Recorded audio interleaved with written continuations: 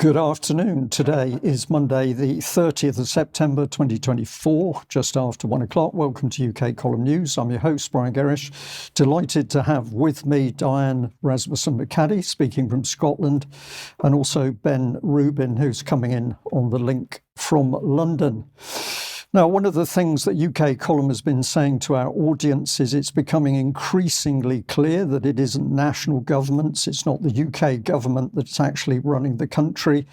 Our governments are simply the spokespeople for agenda coming in from the rules-based international order, of which the UN forms a key part. So, Diane, let's bring you in straight away with giving a bit of background to what this pernicious organisation is up to.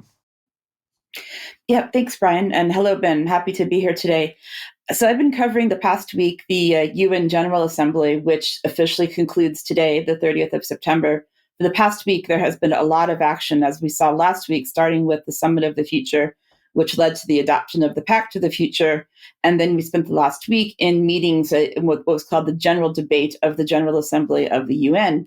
And there's been a lot of discussions from talks from the heads of state from around the world, the 193 member states, all participating and all having an equal vote in the General Assembly. And it's from the 79th session of the General Assembly, just so that we know, so that we're clear, the theme is leaving no one behind, acting together for the advancement of peace, sustainable development, and human dignity for present and future generations. So I spared everyone the video that they created from this past week. I've just got a couple of still images that I took out of their video. You can see the full thing on X if you would really like to. It first talked about the Pact being the landmark new agreement, which will redefine global cooperation for generations. We had the Secretary General of the UN, Antonio Guterres, saying our world is in a whirlwind, so talking about the change and acceleration that's happening. And we also had a special SDG moment with world leaders and special guests. So I'm sure that was a lovely time had by all. What I want to focus on is Sir Keir Starmer and his address to the General Assembly, which happened on Thursday last week. Let's hear what Keir had to say. My message today is this. We are returning the UK to responsible global leadership because I think the international system can be better. We need it to be better. People talk about an age of polarization, impunity, instability, an unraveling of the UN Charter. And I fear that a sense of fatalism has taken hold. But our task is to say, no, we won't accept this slide into greater and greater conflict, instability, and injustice. Instead, we will do all we can to change it. This is the moment to reassert fundamental principles and our willingness to defend them, to recommit to the UN, to internationalism, to the rule of law.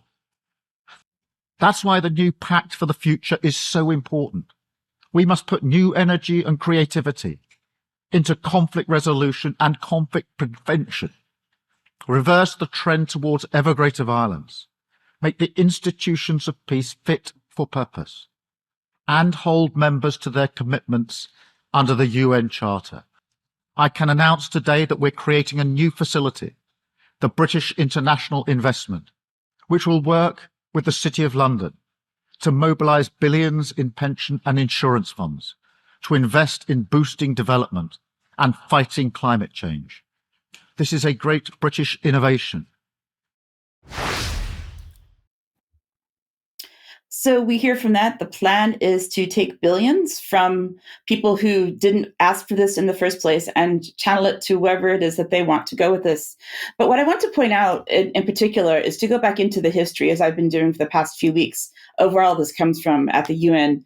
And we can go back again to the early 1970s. There's a book that is available through the UN Digital Library, which you can download for free, called In Defense of the Earth. And it contains 3 key documents from 1971, 1972, and 1974. 1971 was the first report that started talking about the relationship between development and environment and looking at issues of the environment related to what governments should be doing. And then the first conference that we had that talked about the issues of climate change and all these issues around what we need to do to save the planet, so to speak, was in Stockholm in 1972, which I will come back to in just a minute. We also had the 26 principles that were adopted at that conference about the relationship between the earth and humans, and there were recommendations and an action plan. And then thirdly, in that book in 1974, we had the Kokiak Declaration, which resulted in further issues around saying that things weren't working. And they actually concluded in that report that more people are hungry, sick, shelterless, and illiterate today than when the United Nations was first set up. So does that mean the UN isn't actually really helping? So going back to the Stockholm Conference in 1972, this was a landmark conference. It was the first place where they started really talking about what they were going to do about the environment. So let's hear from Barbara Ward, who was a British economist who spoke at this conference. And what did Barbara have to say to us in 1972? We have got to learn to live with stabilized populations, with a more modest use of resources, and we cannot cheat by simply saying we're going to carry on with the same division as we have now, because if 2/3 of humanity, as our delegates have been telling us again and again today, if 2/3 are to stay poor so that 1/3 can stay rich, my friends, they won't do it. It's as simple as that. Are we going to hear from our governments that they're going to sign the Environmental Declaration, that they're going to look after the oceans, that they're going to take a new look at the redistribution of world resources? Okay, it sounds splendid, but what guarantee have we that you don't mesmerize yourself by saying a thing is going to happen and then somehow kid yourself that it has happened? It hasn't happened. It will be very difficult, and it'll only happen in fact if there are enough citizens and enough people in this world who have this new vision and are prepared to stay with it, not only when they're young, but when they're infinitely decrepit. In other words, right through and right on. And to me, the great importance of Stockholm is the fantastic number of people who've come to this place under their own steam, under their own expense, because they want to participate in saving the planet that they love. So we see a quite passionate woman there about these issues. She was one of the first to talk about the concept and the idea of sustainability in relation to the environment. Also in that video from that conference, there's a man called Professor Barry Commoner, who is from Washington University in the States, and he talked quite a bit about colonization. And from what I got from this is that he really believes that colonizing and the effect of colonization, we speak a lot about decolonization, or at least I do, talking about what decolonization means for the West, which is the destruction of our civilization, destruction of our culture. And I think essentially in the future, our resources and our money, if that's not, well, it's probably happening already. And so he had a paper that he wrote in 1975, which is called How Poverty Breeds Overpopulation and Not the Other Way Around. And ultimately what he said in this paper is that the West is responsible for the overpopulation problem due to us having a low death rate and a high standard of living. And he identified colonialism as a kind of democratic parasitism. So we are democratic parasites here in the West, according to Professor Commoner. He ended with the idea that if the root cause of the world population crisis is poverty, then to end it, we must abolish poverty. And if the cause of poverty is the grossly unequal distribution of the world's wealth, then to end poverty and with it the population crisis, we must distribute that wealth among nations and within them. So we directly see the Marxist language coming in right there. So this, along with the limits to growth from the Club of Rome, which I've covered, as well as Paul Raskin, where Paul Raskin mentioned in his book, Journey to Earthland, which I've cited previously, he referenced this 1972 conference. And what he said in that book was that the actions failed to match the rhetoric until the UN came up with their SDG agenda, or the Sustainable Development Goal agenda, back in 2015, which we now see, of course, in Agenda 2021. In 1992, we had the United Nations Conference on Environment and Development, which is where Agenda 21 was really started to work on there. That was kind of the foundational part of Agenda 21, and it was called the Earth Summit. So let's see what John Major, our prime minister at the time, had to say at that conference.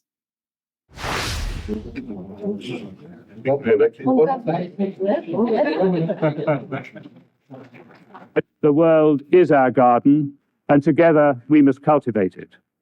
This week at Rio, we have made a start. Beyond Rio, we must continue to carry it through. Mr. Chairman, for our generation and for future generations, there can be no other way. Thank you.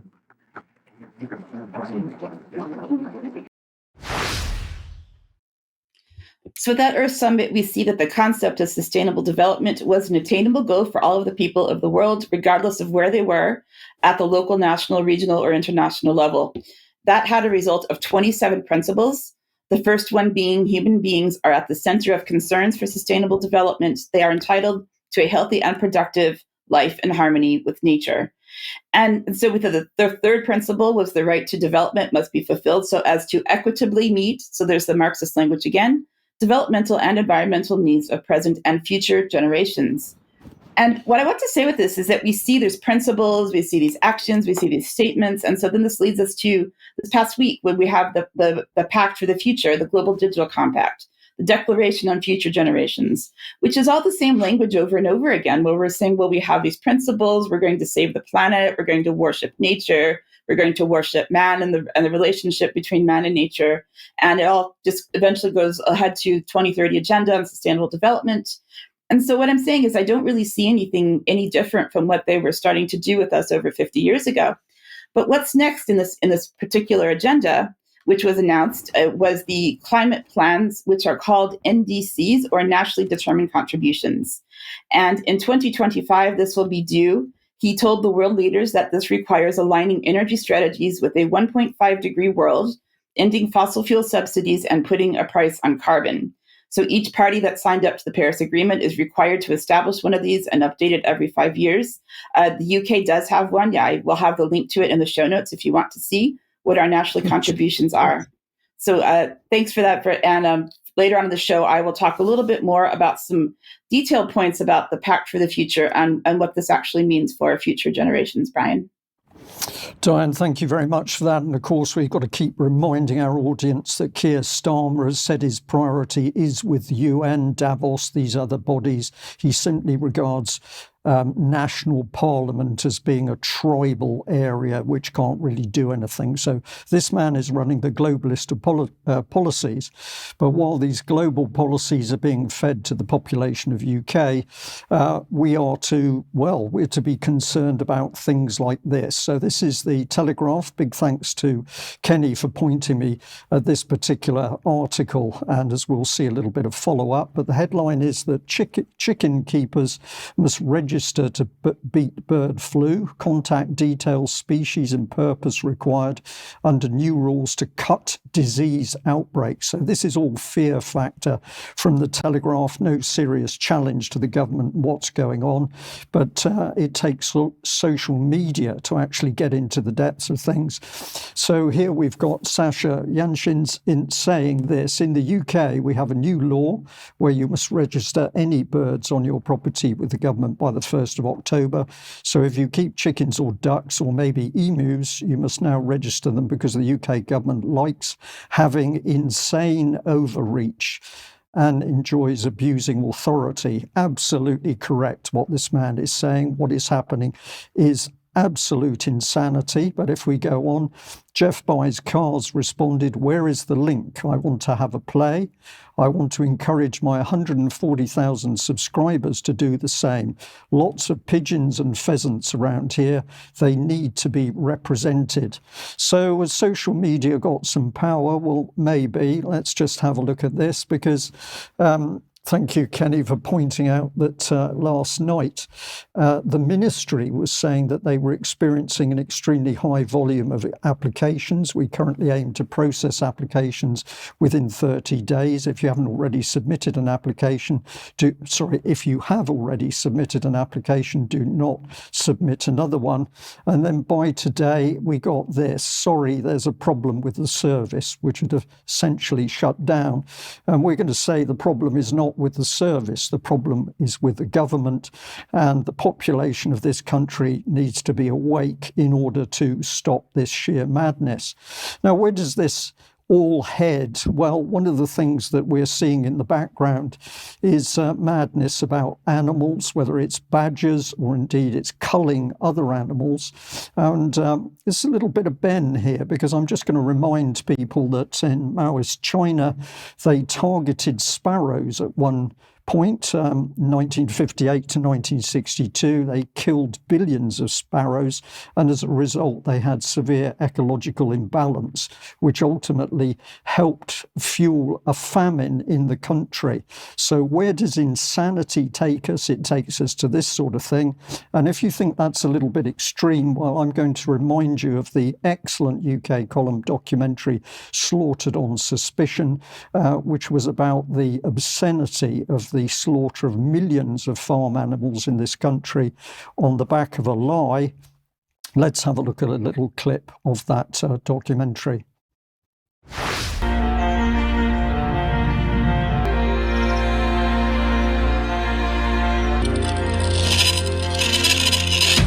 Another hammer blow for Britain's farmers, the return of foot and mouth disease. It poses no threat to humans, but all affected animals, sickly and weakened, are slaughtered to stop it spreading. So the precedent is here in this country, and of course you register all your chickens or your birds, and this allows the government to carry on and cull them at their leisure sometime in the future. So a lot of thought needs to go into this by the population, particularly people in farming or small holding at least. Ben, just before we bring Ben in contrast to the zealousness at which the government is going for chickens, the government doesn't want to release information to do with child abuse and child protection. This is all to do with Sheffield and environments and the abuse of children. We've been pointing out that a gentleman's been asking the Home Office under Freedom of Information to release information about what was and was not done in order to protect children, but the Home Office is still withholding information. This is now going to go to the Information Commissioner's Office, but this is the reality of the UK government. It's giving us orders about what we can and cannot do with one hand, and the other hand, it simply does as it pleases. Ben, that's probably a good background to bring you in here. Thanks, Brian. Good afternoon, everybody. So I'll start off with a question, which is the US State Department deliberately attacking the US Constitution and trying to undermine free speech? Let's find out. We're going to start by talking about Nina Jankowicz, who we've spoken about extensively over the past couple of years, the former disinformation czar for the Biden administration, seen here a couple of weeks ago in Brisbane in Australia, talking about propaganda, on which she is an expert. And she was there to talk about this report that she's just produced called It's Everyone's Problem, Mainstreaming Responses to Technology-Facilitated Gender-Based Violence, TFGBV. And I'm not going to say that too many times because it's a bit of a tongue twister, but I am first of all going to define what it means. So this comes from the report. We can see here that TFGBV is any act that is committed, assisted, aggravated, or amplified by the use of information communication technologies or other digital tools that results in or is likely to result in physical, sexual, psychological, social, political, or economic harm or other infringements of rights and freedoms, which is an extraordinarily expansive definition for anything, but actually what it amounts to is people saying hurty words on the internet that we don't agree with, as I'll explain to you as we go along. Now, the report includes a case study focused on this woman, Julie Inman Grant, who is the E-Safety Commissioner for the Australian government, which is why Nina Jankowicz was doing a tour in Australia. So Inman Grant is in an unelected position. She's a civil servant. She's also an American citizen, and we can find out a bit more about her from her profile on the World Economic Forum website. So let's have a little look. In the role that she's fulfilling, she leads the world's first government regulatory agency committed to keeping its citizens safer online. So Australia are taking the lead on this. Her career began in Washington, D.C., working in the US Congress and the nonprofit sector before she took a role at Microsoft, where she spent 17 years focused on government relations. So she's very much in that public-private partnership space. She also worked at Twitter, where she set up and drove the company's policy, safety, and philanthropy programs across Australia, New Zealand, and Southeast Asia, which led her into living in Australia, where she is today. And in 2020, the World Economic Forum and Apolitical, who we've spoken about previously, appointed the commissioner as one of the Agile 50. So agile is a word used in digital innovation. This is very much in a digital position. And they described her as being one of the world's most influential leaders, revolutionizing government, right? So really, in the hot seat internationally, in the transformation of our governments. Now, let's go back to the story in the report. So, we, as I said, there's a case study here, and they're talking about a specific instance that happened to Julie Inman-Grant. So, Australia's e-safety commissioner woke up for the 7th day in a row as the target of technology-facilitated gender-based violence. The abuse had begun a week earlier on April 15th when she issued a takedown notice to the social media platform X, formerly Twitter, requiring that the platform remove a video of a violent stabbing of a bishop that had taken place at a church in Wakeley in Australia. So it was a video of this gentleman here, Bishop Murray Emmanuel, who was stabbed while delivering a sermon in church by a young man of Lebanese descent. And the concern was that this would spark off racial tensions, and the demand was put into Twitter that the video be taken down. Elon Musk refused to take it down, and they ended up in a legal battle, right? This has actually escalated quite considerably. And Grant received a tidal wave of criticism online about censorship, which, for my money, is really par for the course. If you're in a government position looking at freedom of speech issues and you're demanding that things be taken down from the internet that, frankly, I think of public interest, then you're going to receive some criticism.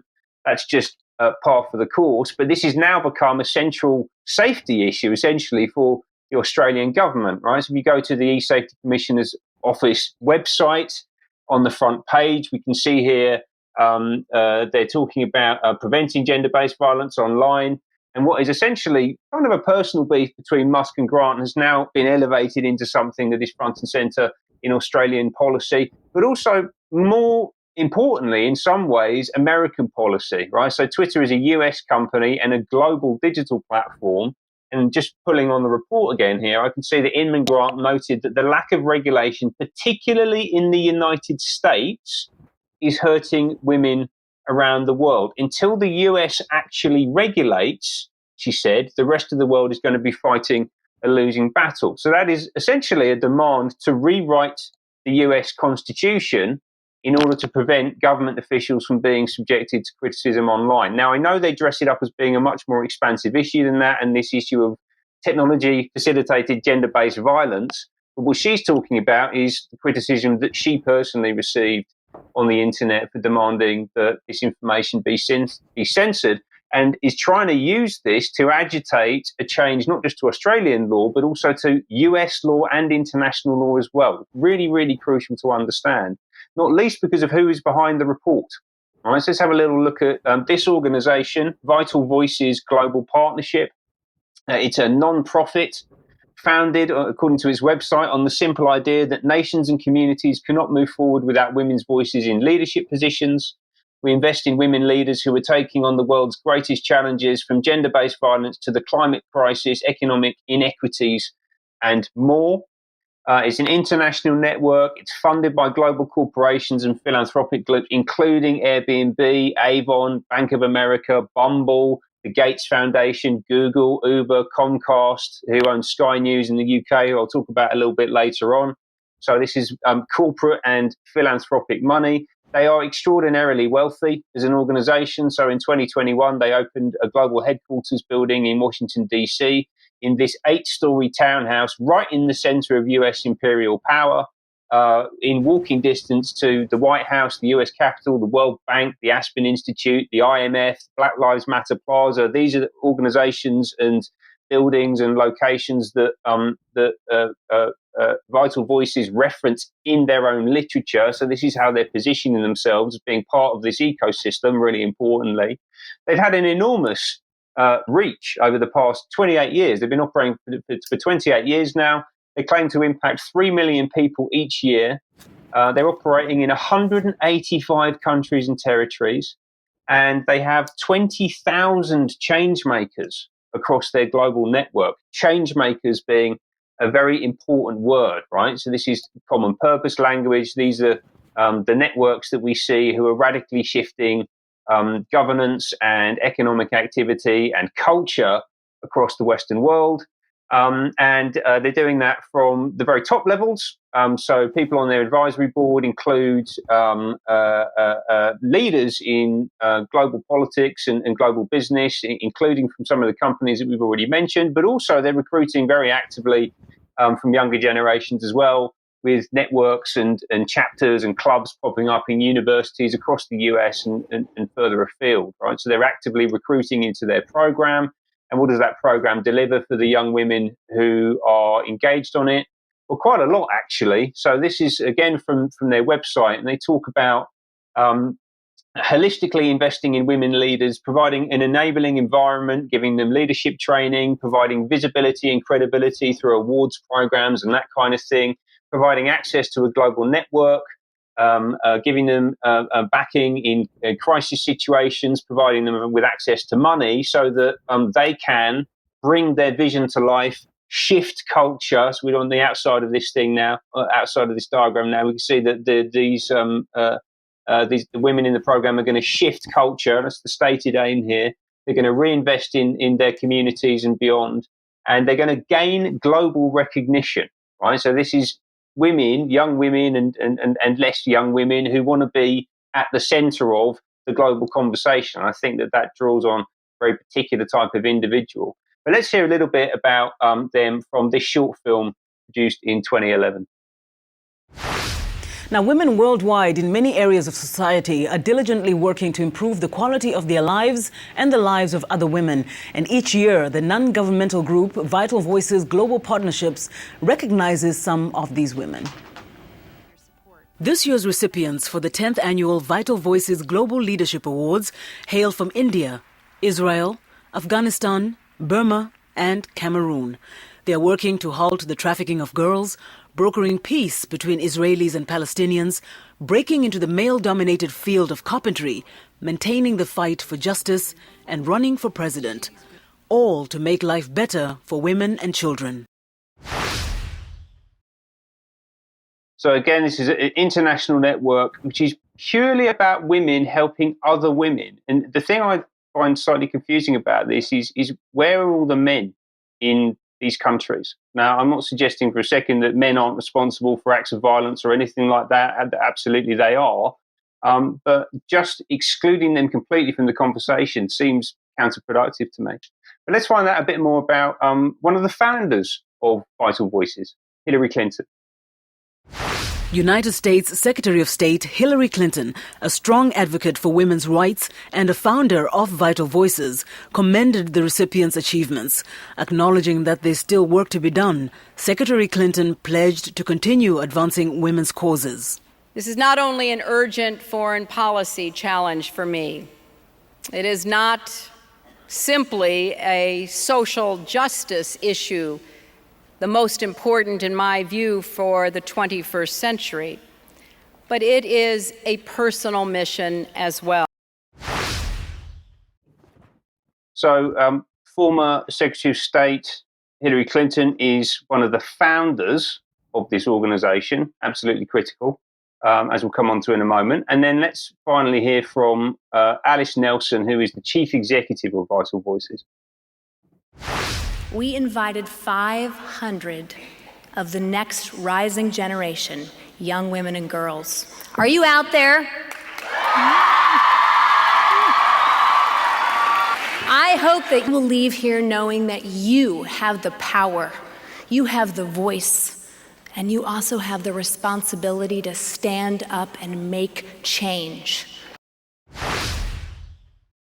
So young women and girls, actually, she says they're shifting culture, wielding power, and making change. That was Alice Nelson. As I said, she is the Chief Executive of Vital Voices. She's been there pretty much since its inception 25 years ago. And before that, she was working on the Vital Voices Global Democracy Initiative program as the deputy director at the US State Department. So this was initiated by the US State Department under the Clinton administration, has built a global network of female change makers who are actually, many of them are actually currently engaged in agitating to rewrite US legislation and suppress free speech. Ben, thank you very much. Lots to think about there. But let's move on. If you like what the UK column is doing, we need your financial support, and that is best done as joining us as a member. So if you get online, have a look, you can make a donation. Of course, that helps us, but it's the monthly memberships that count. So if you're watching, you like what we're doing and you'd like to support us, then do think about that monthly membership. You can also do an annual membership, or you can be bold and take a lifetime membership, which many people have, and we're immensely grateful. You can, of course, buy something from the shop. It's getting colder here in UK at least, so you might like one of those hoodies. And we're also working with Clyde DeCarl, who's, of course, advertising his health products, which you can buy via the site, and that helps us.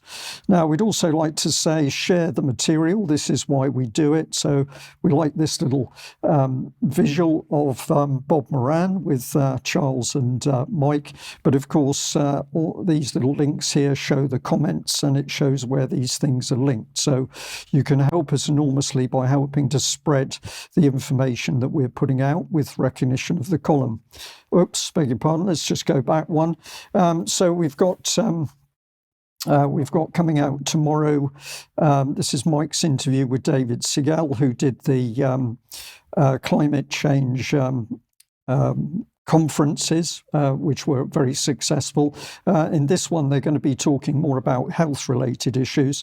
And this one here is with Ben and Diane. Ben, I don't know whether you'd like to give a little bit of commentary about this little interview you two did. Sure thing, yeah. So Diane and I had a fantastic conversation about the attack on higher education and what needs to be done to defend our academic institutions and to rebuild them ultimately in a way that is for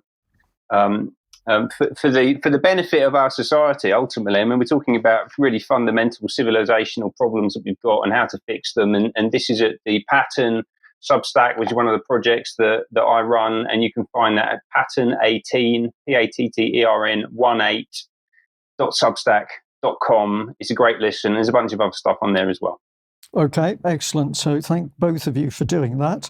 Now, reminder that we do still have some tickets for the UK column on location in Bristol on the 19th. Not many. So if you haven't bought a ticket, you've been thinking about it, we'd love you to come and join us.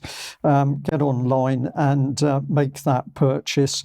It is going to be a phenomenal event. I was told yesterday Kim Isherwood from Public Child Protection Wales is going to come and join us as well. So if you haven't got a ticket, I'm saying to you, think you should get on and get a ticket before those actually disappear. Now, as I've said before, sorry, I lost track of my days. Saturday, Charles Mallet and myself were at the Heritage Party conference. We went because we believe the party's doing some good work. We were invited as guest speakers. What I will say to the audience is we're willing to support any individual or small political party that's really doing good work. On this occasion, it happened to be the Heritage Party.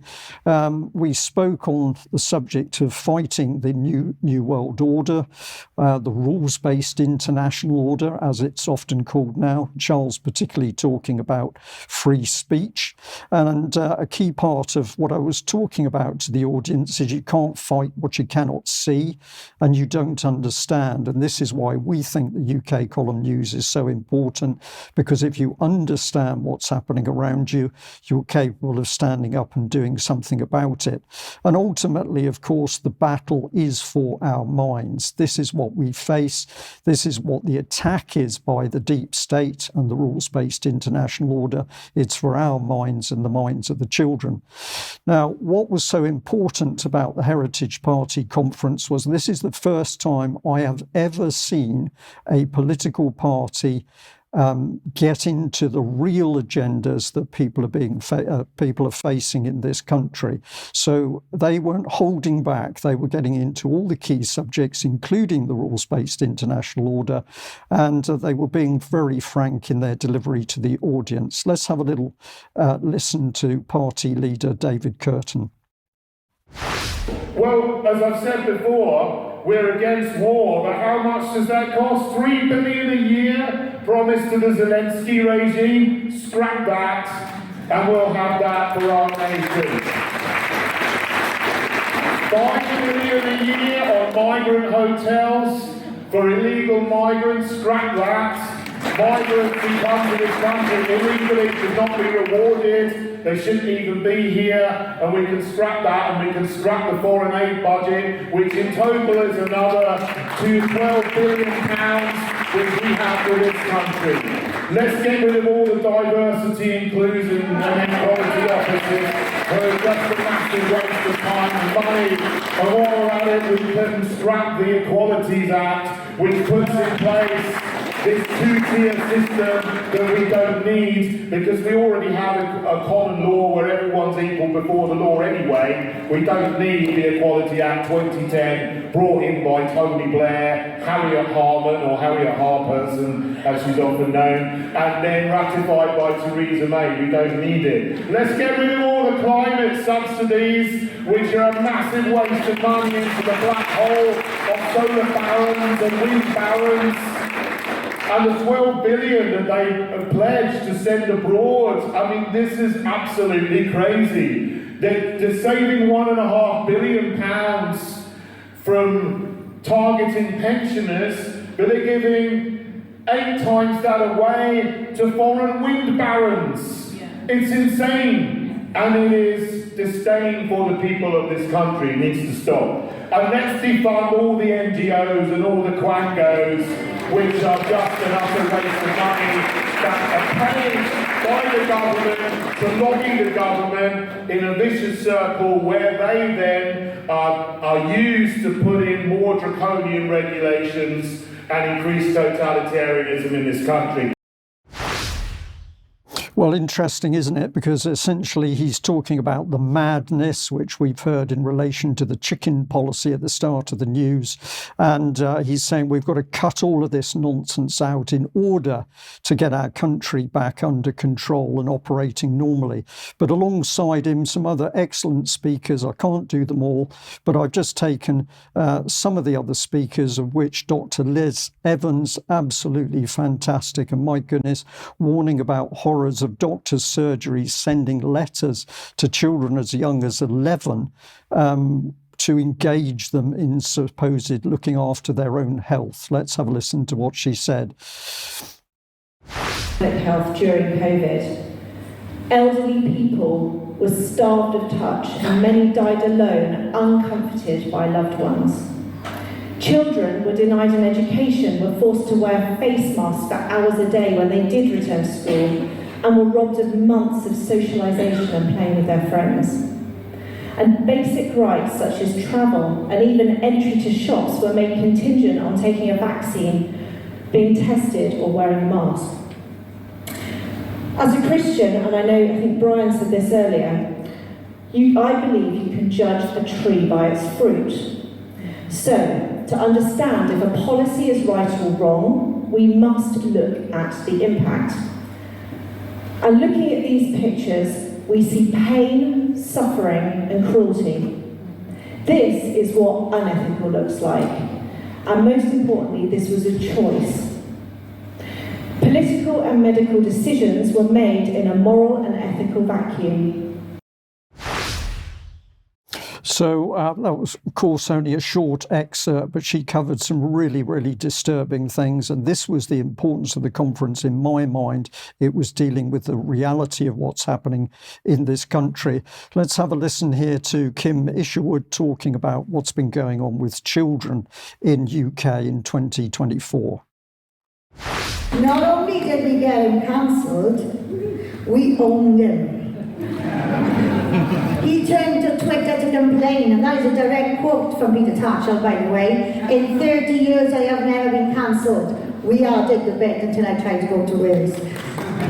So not only did we get him cancelled, and then he went to Twitter, he then deleted his tweet, because he didn't want to bring any attention to it. So that, ladies and gentlemen, is one hell of an achievement, and that proves what you can do when you won't put up with this in your own country. So the NSPCC has finally given in, and they have finally given me that research in the form of 2 studies by a female in New South Wales in Australia, Walsh. These 2 studies are simply surveys of sexual prevention programs, ladies and gentlemen. This does not safeguard, this grooms.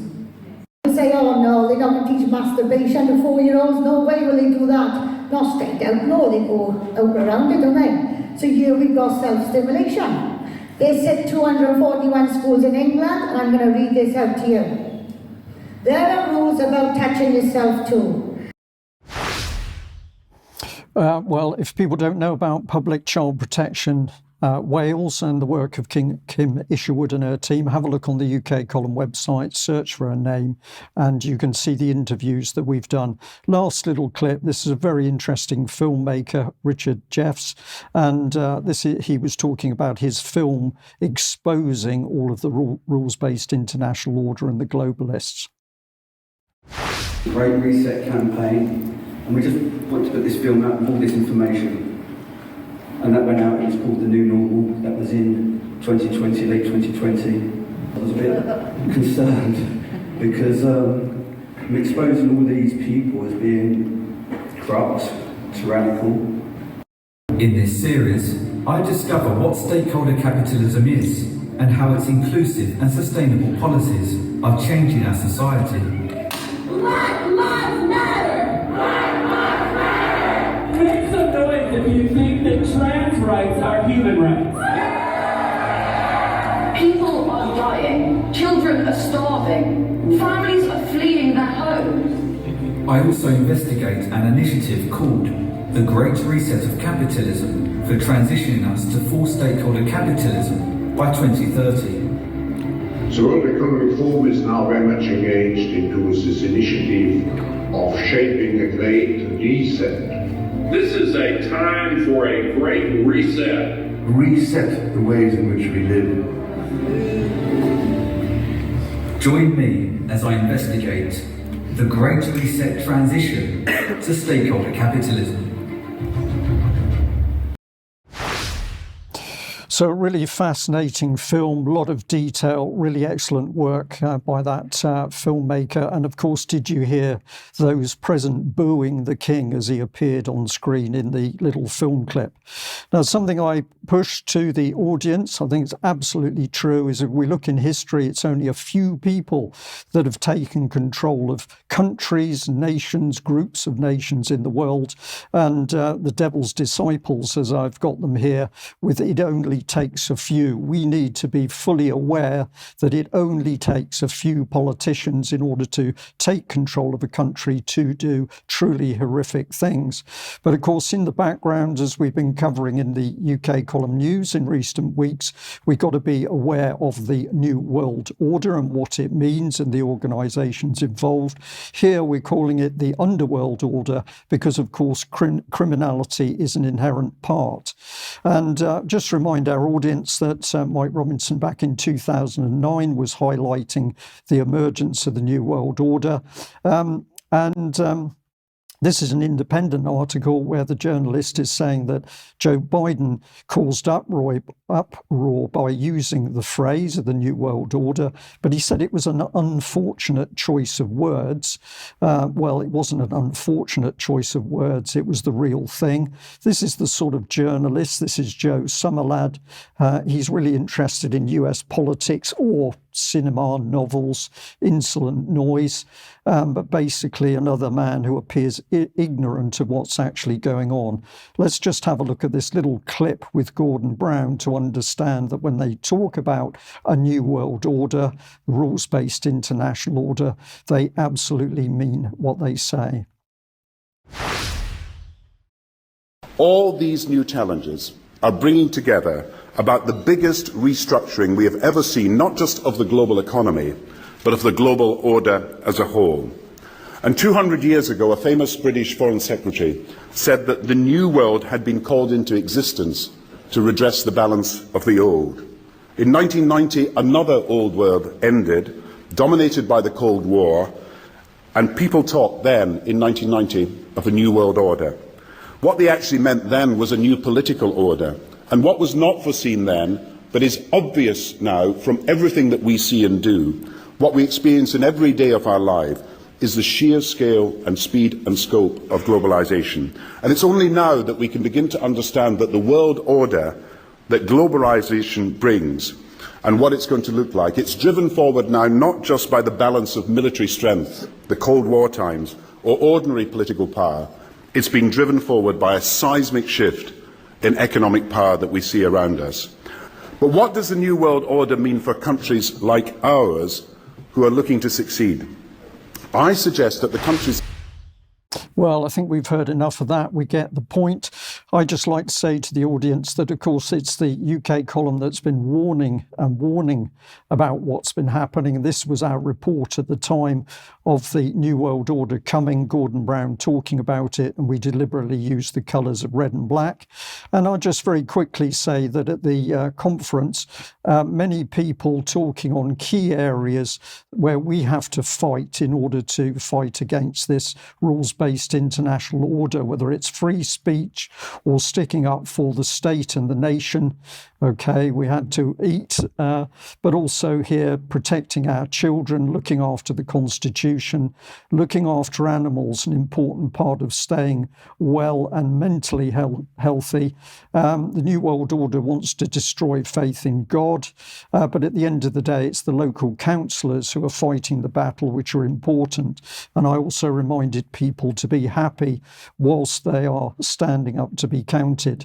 Ben, very briefly, you've got a little video clip here, but you're aware of yet more parts of our fundamental infrastructure being closed.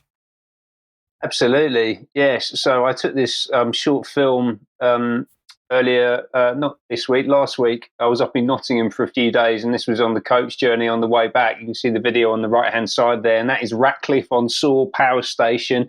And today marks the day when it will be closed and we will transition into a coal-free era. And you can see a little post from LinkedIn on the left-hand side from E3G, which is a climate group run by former Blair people. They were advising him while he was in number 10, which is also directly linked to the Club of Rome. The president of the Club of Rome, Sandrine Dixon de Clèves, sits on the board of E3G. So this is part of delivering this international agenda. And I'll just read out a couple of key points while the video plays. It does look quite majestic, I think, the power station there on the right-hand side. You know, I always thought it was a bit of an eyesore growing up, but it feels quite poignant looking at it here. So as they say in the post here, as we approach October 1st, the UK will celebrate an historic milestone, the first day of the coal-free power era, following the closure of the Ratcliffe-on-Soar coal power plant at midnight on September 30th. This coal phase-out moment marks a significant turning point in our energy transition. How we achieved it, I'll just riff on a couple of these points here. By setting ambitious climate targets, so the 2008 Climate Change Act marked the beginning of the phase-out journey. That was obviously under Blair. Critical regulations. In 2009, Energy Secretary Ed Miliband announced the end of new unabated coal projects, signaling a decisive shift away from coal. Investing in alternatives, so this is a multi-party thing, so the Conservative and Liberal Democrat coalition government in 2013 invested heavily in the wind industry to make coal less attractive. And then they introduced market reforms for renewables, which facilitated huge investments in power infrastructure and allowed greater integration of renewable energy into the grid. And they see this as a template for international development. I think this is really crucial for people to understand. The UK is at the vanguard of this transformation. And they talk here about the Powering Past Coal Allowance, which includes 181 national, subnational and non-state actors who are committed to ending unabated coal power, who are going to be implementing similar plans over the coming years. So this is the end of an era, and I will certainly be interested to see what happens next. But as you said, Brian, it feels like a deliberate degradation of national sovereignty and capability. And of course, Ben, this is not national policy. This is international globalist policy, wrecking our infrastructure in our country. Diane, what's the future hold?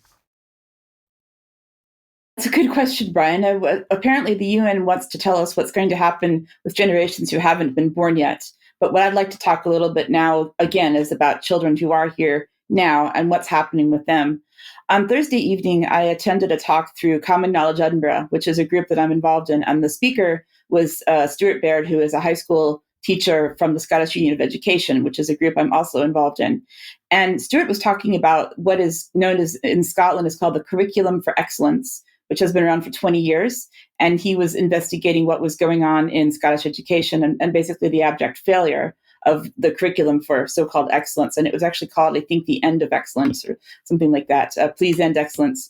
And what he was talking about in relation to this curriculum in Scotland was, we've kind of seen an end to subject-based education where they've discontinued subjects like geography and things that students really need to know, where you learn facts and you learn how to do things in favor of other things. For example, one area of the Curriculum for Excellence is called Relationships, Sexual Health, and Parenthood, or which is known as RSHP in Scotland. And it's really, really, really unfortunate when you look into some of this content, and it ties back to what Kim Isherwood was covering at the Heritage Party conference around things that children should not be exposed to. And I just want to go into some examples here in Scotland and in other countries and what this means for what the UN has said about the future and the Pact for the Future. One of the examples of the Curriculum for Excellence curriculum, which is actually directly taken from the materials, and I want to thank the group Scott Peg for this, which is professionals who are from health education and social work who have concern about the approaches to trans ideology and gender dysphoria. Here's a photograph from some of the curriculum which says, babies can't talk, so grown-ups make a guess by looking at their bodies. So then we go into those issues around assigned at birth. No, we're not assigned at birth. We are born something or other, right? One or the other, essentially. Some of the other materials that teachers are instructed to cover is about transphobia. And it says to teachers to introduce the word transphobia. This is a word that explains when someone is hurt or put down because they are transgender. Key point to get over, acknowledge that for people who are transgender, things can be difficult when other people are cruel or rude to them. Remember, this is for children in Scotland. If we go back to the UN and their Pact for the Future and what they've been promoting, this has been on Twitter this week through the UN Geneva Twitter account, X account. Every child has the right to learn in a safe environment. It says children, civilians, and schools are hashtag not a target. They must be protected at all times under international humanitarian law. But we see what's actually happening, right? If we look at some of the other materials that I've just seen from the past week, just like looking online and being on social media, over in the US, we have a period party for ages 8 to 13 in a library in Pennsylvania. September the 24th is for all of our cisgender friends. October the 1st is for our trans and non-binary friends. Please sign up for the party that is most appropriate for your child. Again, this is for ages 8 to 13. Regardless of how you identify or as you think your child identifies. We also see in Ireland, we have Libraries Ireland, where there are subject headings, which is a library term if you're looking in library catalogs, sex instruction for children, juvenile literature, sex instruction for children miscellanea, sex instruction for children study guides, sex instruction for children with mental disabilities, and so on and so forth. And what's interesting about this as well is if we go back to the Global Digital Compact that is in the Pact for the Future, where they said we commit by 2030 to prioritize the development and implementation of national online child safety policies and standards in compliance with international human rights law, including the Convention on the Rights of the Child. And of course, that means the child is an individual and can basically do or say or, look at whatever they want to look at, online and otherwise. And they do specifically mention child sexual exploitation material, as well as solicitation or grooming for the purpose of committing a sexual offense against a child. Obviously, we're not supposed to do that. They tie this directly to Sustainable Development Goal 3, which ensures healthy lives and promotes well-being for all at all ages. My interpretation of this, the unsustainable goals, as I did for UK Column several weeks ago, it basically means you will be modified, which could mean transgenderism. It could mean a lot of other things, right? If we look at a book that has been featured as well in this book from the Libraries Ireland catalog, which I found, is called the Everybody Book. This is for children ages 8 to 12. It is the LGBTQ plus inclusive guide for kids about sex, gender, bodies, and families, inclusive of all sexual orientations and gender identities. It will help answer children's questions and spark open discussion with parents, as well as carers and teachers. In the Scouts here in the UK, there is a game that is available called Pronoun Pairs. And what you're supposed to do with Pronoun Pairs, the game to play in the Scouts, is you have different sets of cards that you give to the children. And Sam the dog is a he, him. Leslie the ladybird is she, her. Billy the butterfly is non-binary. To play, the dealer will flip over an animal card and a topic card. Whoever says a sentence on the topic using the correct pronouns for the animal gets to keep the topic card. For example, if it was Billy ate a sandwich, the answer would be they, non-binary, ate a sandwich. This is for as young as Cub Scouts, which starts at 8 years of age. Over in the United States, we have the top #1 challenged book in 2023, according to statistics from the American Library Association, which is Genderqueer, which has been complained about by parents for having too much LGBTQIA plus content and claimed to be sexually explicit. The author uses air pronouns. I'm not sure what those mean, but the content includes bonding with friends over erotic gay fan fiction, facing the trauma and fundamental violation of pap smears. Started as a way to explain to Air family what it means to be non-binary and asexual. It is a useful and touching guide on gender identity. So there we have just a few ideas there of kind of what's going on. Just a quick note, if we haven't had enough attack on the children, we are now attacking space, according to the UN. So we covered in 2023 back on UK Column, King Charles unveiling the Astra Carta, which was obviously to welcome astronauts and business leaders and so on. This was a space sustainability event at Buckingham Palace. The Astra Carta is to create and accelerate sustainable practice across the global space industry.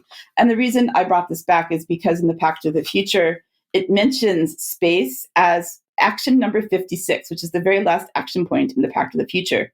We did have the UN's Outer Space Treaty in 1967, which identified the exploration and use of outer space as the province of all humankind.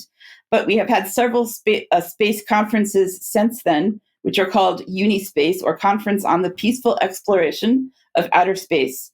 So now what we're going to see in 2027 is the working on the Space 2030 agenda, which is also going to be looking at these peaceful uses of outer space as work streams on the long-term sustainability of outer space activities, space resources, and sustainable lunar activities converge. And we have four main areas here: the space economy, the space society, space accessibility, and space diplomacy. So if it wasn't enough to be attacking our children and generations that haven't been born yet, we are now going to make sure that outer space is sustainable, Brian. I don't know how you feel about that, but I'm a little bit concerned. I'm just about to slump onto the desk, actually, Diane, because some of this stuff now is just, it's in our faces. It's utter madness. These people have got to be stopped in the nicest way. Of course, Ben, none of this could happen without big money circulating to pay for all of these non-government organisations, think tanks, charities, foundations. What have you got?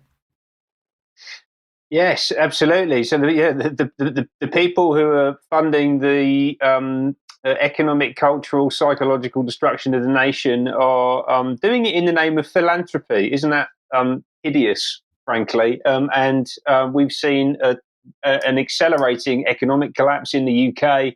According to the Financial Times, 3 million people last year fell into financial difficulty. So we now have more than 20 million people in Britain who are living in what they call vulnerable circumstances, right? This is an absolute catastrophe. But fear not, Gordon Brown is here. We've been speaking about Gordon Brown quite a lot, which is remarkable given he is an unelected figure, never won a general election.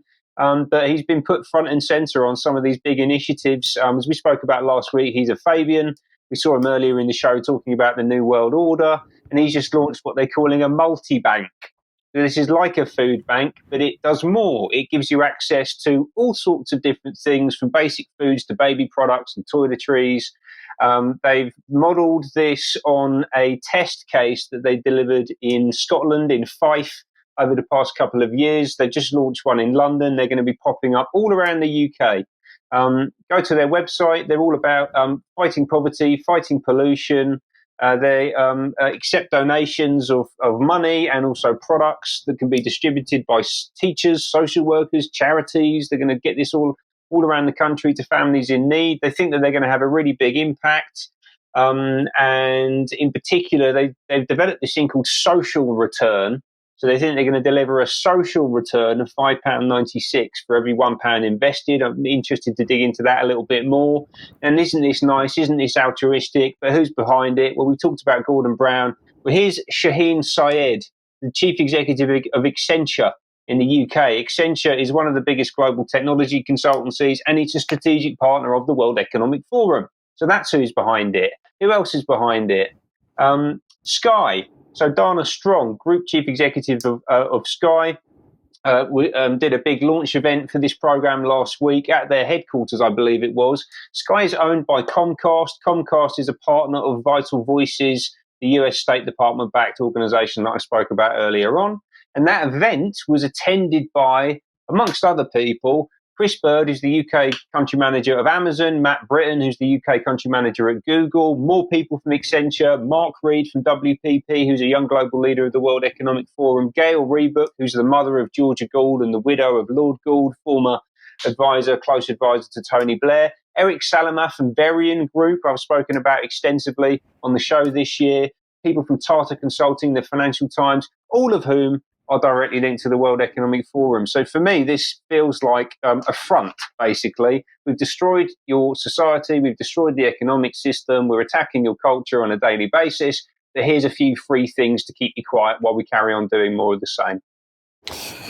Ben, thank you very much. That excellent analysis. It's truly disgusting what we're seeing unfold. We've got to keep lifting the stone, showing what's really happening. And I'm going to say to people, hold your MPs to account. You're getting all of this fantastic information, facts, analysis. What do you do with it? Get on the doorstep of your MPs, because they need to understand what they're part of. Many of them don't. Diane, you've got a video for us to end on. Yes, hopefully this will end the news on a bit of a happy note today. I'm hoping. Let's see what happens. Hello, everyone. This is Diane Rasmussen, McAdie from UK Column, reporting to you live from Edinburgh Waverley Station. It's after 10:30 at night. I just spent the day in the north of England meeting some amazing, like-minded people. We had an amazing time, and they were amazing to me. They bought my food, they bought my drinks. They even bought my extra train ticket when both of my trains were cancelled in both directions. But the most important thing is I'm back here in Edinburgh tonight, and I will be hopefully on the news in the morning if I can wake up in time.